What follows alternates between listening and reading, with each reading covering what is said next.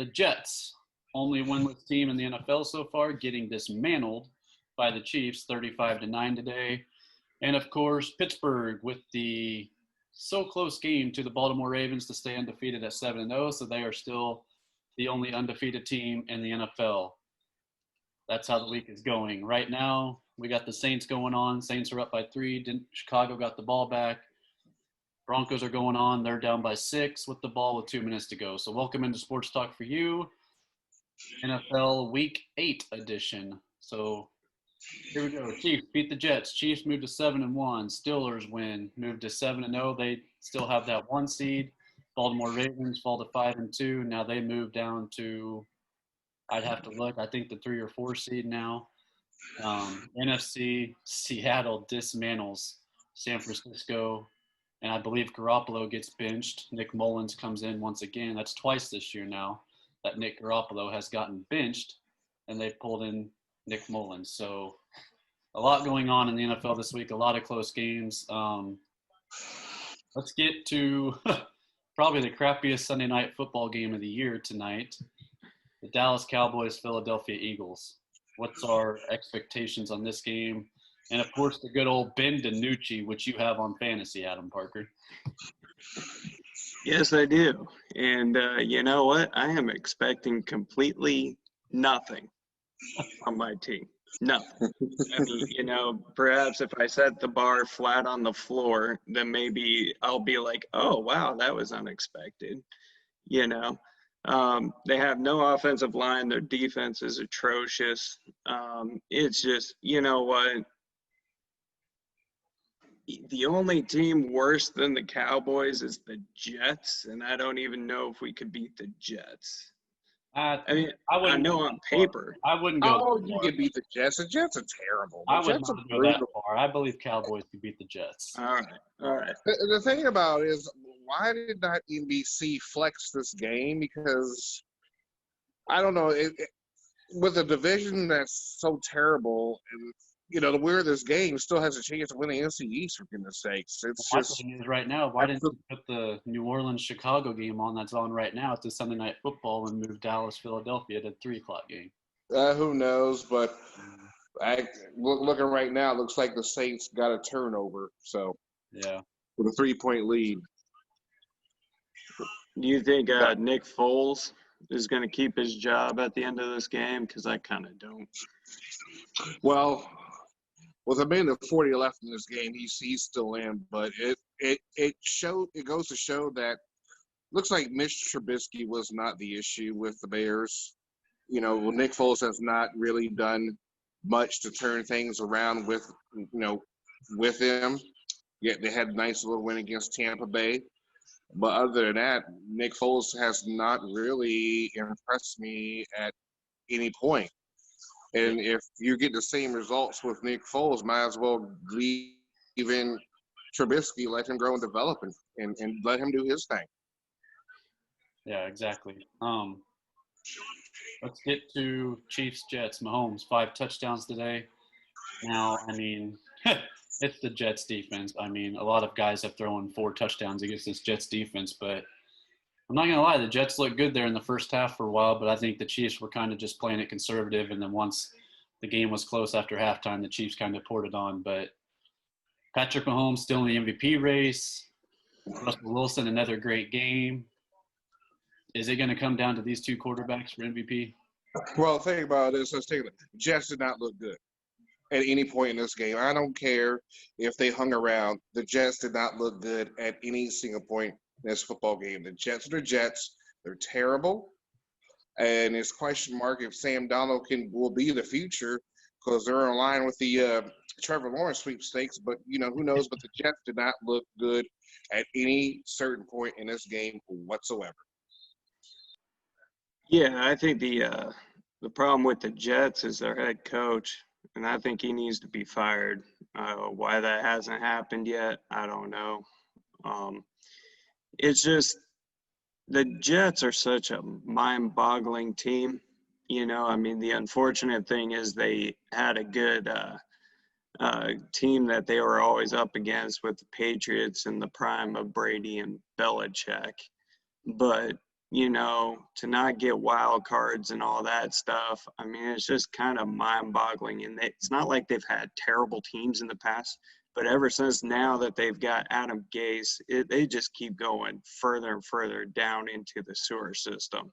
Some could say the ownership, whatever, what have you, but honestly, the head coach is not, helping you out any. So it's like, why don't you go out and get a new one? Especially, Well, didn't they go like 1-15 last year? well, the thing about it is you fired Todd Bowles in replace of Adam Gase, which is the biggest mistake that this franchise has made in a while. Adam Gase has not proved anything with the Jets. He has not proved anything when he was head coach. I believe it was Miami Dolphins. Yes. It's Adam Gase is the issue. I think this Jets team does have some talent on there, but coaching is absolutely atrocious with the New York Jets, and they are absolutely terrible. And I would not be surprised 0-16, 1-15 could be the finishing record for the squad. Exactly. I mean, let's get to, Adam Gase with Miami. Look how bad Ryan Tannehill was with the Miami Dolphins when Adam Gase was there. And then Tannehill goes to Tennessee, takes him to an AFC championship, and bless his soul, he had to face Patrick Mahomes and the Chiefs offense. But it just tells you. And then Sam Darnold had a good first year, and then Adam Gase came in, and Adam Gase just looks like he's ruined Sam Darnold right now. Adam Gase is not a good coach for quarterbacks.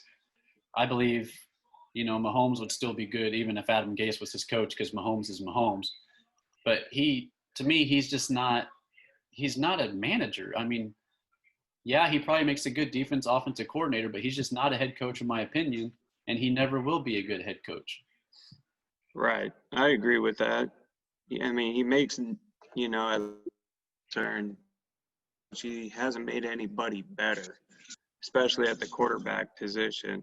And you know what? If Sam Darnold does go to another team, I'll give him, another chance to prove himself. I never believed in a USC quarterback for at least 10 years, and I still don't, but I'll give him the benefit of the doubt just because you can't get any worse than Adam Gase as far as being a developmental coach for quarterbacks and a system that he's implemented down there in New York.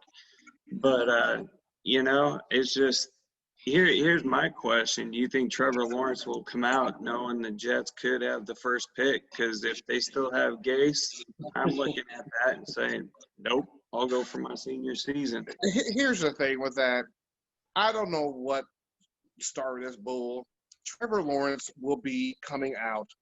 I don't care who has the number one pick, whether it's the Washington football team, New York Jets. I don't care. Trevor Lawrence is not staying for his senior year.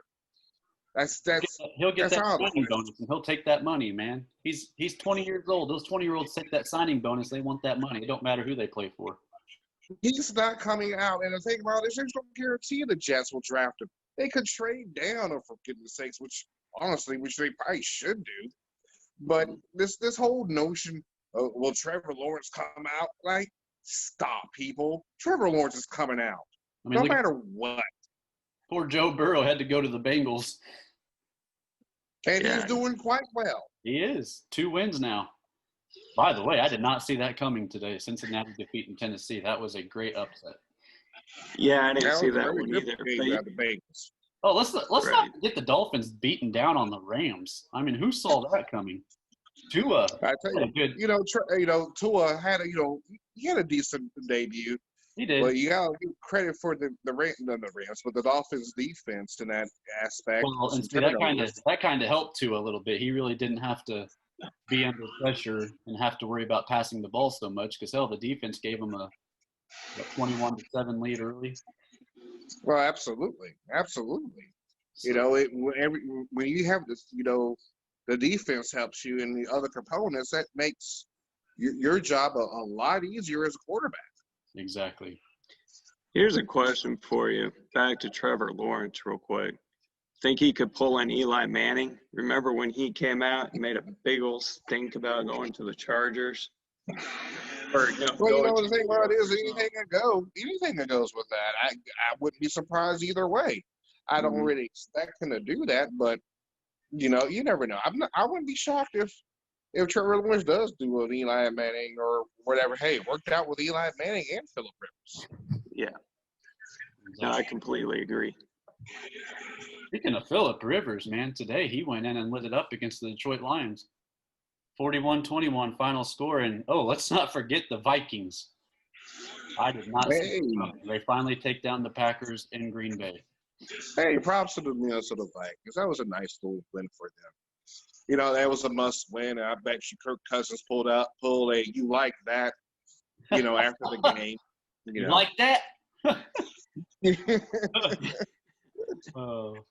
Hey, you know, the funny thing is, last week the Washington football team beat the Dallas Cowboys on the 5-year anniversary of the You Like That So that was meant to be.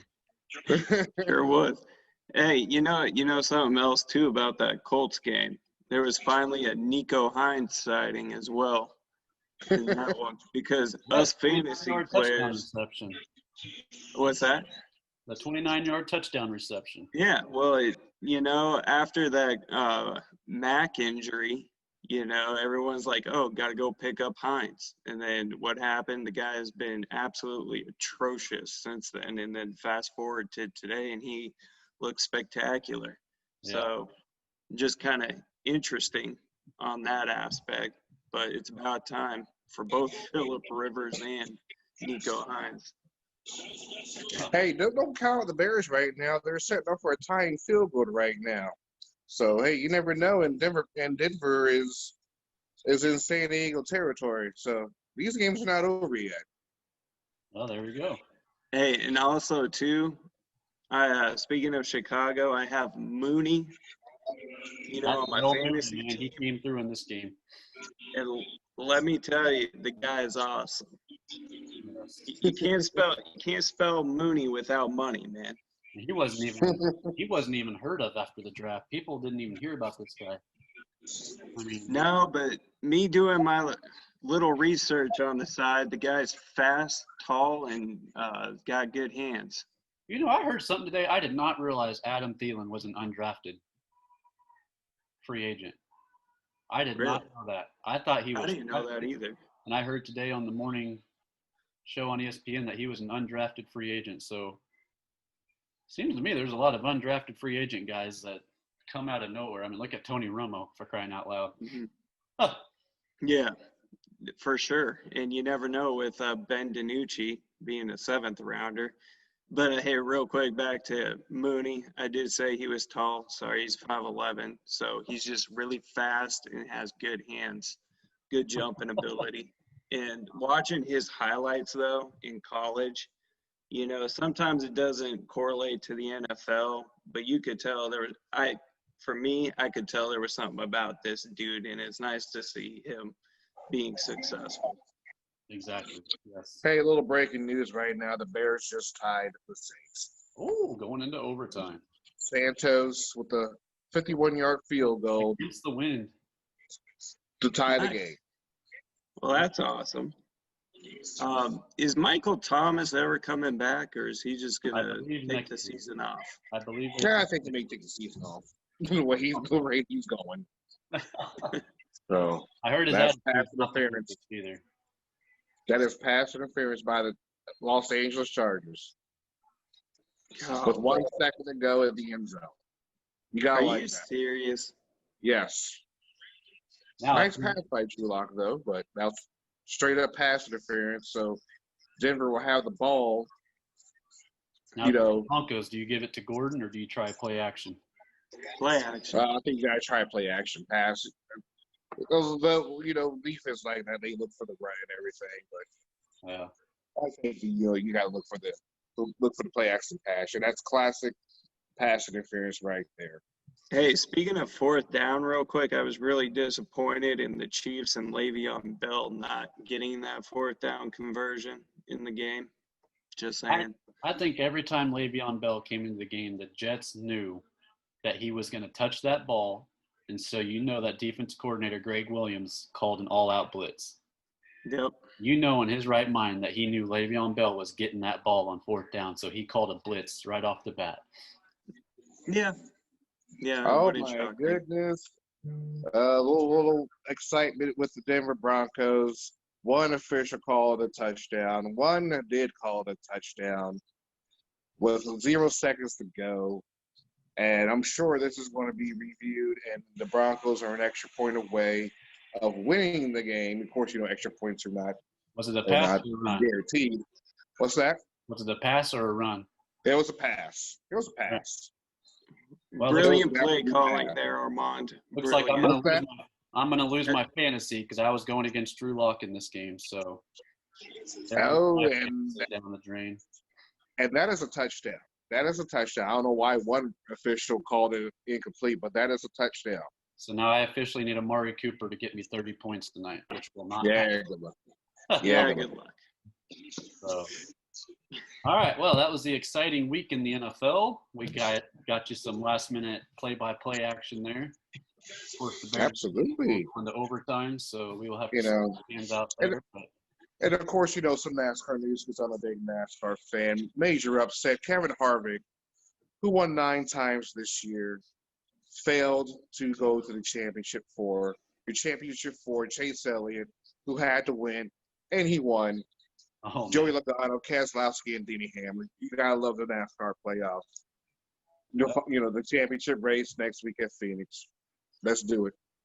there you go, NASCAR fans. A little NASCAR action for you. All right, that's going to do it for our show. Go ahead and subscribe and like our video. Comment if you have any comments. And we will be back with you guys next time.